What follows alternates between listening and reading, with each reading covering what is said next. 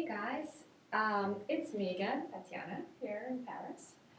Um, Today, I'd like to talk to you about different types of glasses that we would use in while serving different alcoholic beverages. Some of you may know this, and probably you wouldn't be watching this, but some of you may not. I'll tell you this. At some point, I actually attended this French etiquette class back in a few years ago in the south of France, and so there was this lady who was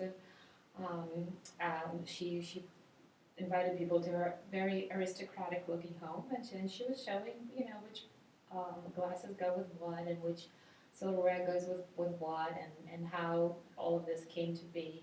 And so today I'd like to share with you some of those things. All right, so here we go.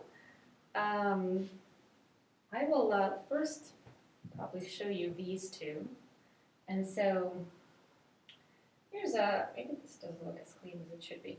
Here are two your basic wine glasses here. And so how would you know which one goes for what? So the one that I'm holding here, this one, is obviously the wine for red, a glass for red wine, whereas this one is for white. And how do I know this? So the red, look, here's my nice bottle of red. This is Nuits Saint Georges. This is from Bourgogne also, but it's a very fancy wine from 2013, but it should probably stay in age another 5 or 6 years. But if I wanted to open this red wine, I'm sure you've heard about things like letting wine breathe a little bit.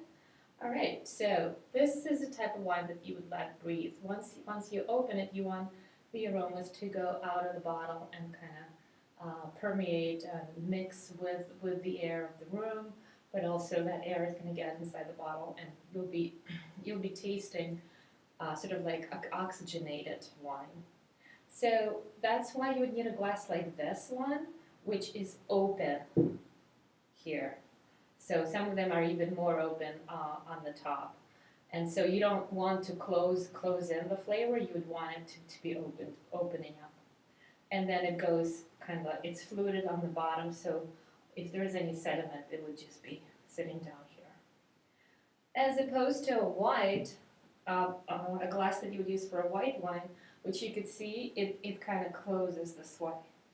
So if I wanted to, you should always use a glass that's transparent because you want to be able to look at the color of the wine. So if I were to pour some wine here, all right, I would be able to see what the color, or the French also say the dress of.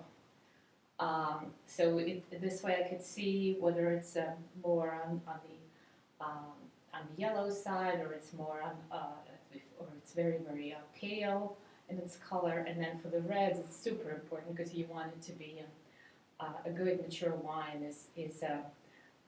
It's not going to be as purple looking as like a younger wine, like a Beaujolais or something like that. All right, so here we go. Then let's go on and let's move on to champagne glass. All right, I should have a flute. So this is a flute, right? So this is this here is like a tasting glass from when they pour a little bit of champagne for you. So it's like a half a size. So this, I guess I stole this from some kind of a hotel or something like this. So this was advertising this Dotz champagne. And then this would be the standard glass that you would pour, and you see how tall it gets. And so you want the foam from the champagne to go up and fill 2/3 of the glass. So when the champagne is poured, you would be holding your glass this way, right? So when it's pouring, the foam kind of goes out, and then you could keep adding liquid while the foam is kind of stays up on top. So you'd wait for the foam to settle down, then you would refill it again. Okay. So always it has to be the champagne glass It's the best one because you don't want the bubbles to disappear right away. So this type of glass would hold the bubbles the longest amount possible. All right. Then I have something like this, which is like a standard. This is for like a regular red wine that you would be drinking, or white and rosé. You know, when you go in the south of France, they usually give you tiny glasses for rosé, and you're like, oh, what is this? So what a lot of people do is they just use the big glasses, which are the water goblets. They drink the rosé wine from that, and then they leave the small one empty. Because rosé in the south of France is just you drink that instead of wine, instead of water. Okay. So this is the one that I was drinking earlier, and this is a degustation. This is a glass for degustation. So when you go to try out your different wines, they would usually pour a little bit of wine into something like this. So it's a small glass, and you don't have to spit the wine out. You can swallow it up. It's fine. Although there are always these spitting things in each wine tasting, but I don't see many people using them. Seriously, if you're tasting an expensive bottle of wine, you're gonna finish your little degustation. Okay, I think so. All right, and so if you notice, I have some spirits here, and so what I was gonna show you is this. So here's a little bottle of Armagnac, which is cognac or French brandy, as you say in the U.S. And this type of thing you would be drinking from a glass like this. And it's always this glass, because this is very good for swirling. So I have another one like this, which is, crystal. And so, so one thing to note is that Armagnac is the same thing as cognac, but the French swear by it. It's, if you are here, this is what you should be getting. Cognac that is made in France is 90% of it is exported out to you guys, to the UK and the US. All right, so the locals drink this stuff. This is their after dinner drink of choice, Armagnac. But the glass is the same. It's the cognac, the brandy glass, like this. And you would be swirling your drink this way. All right.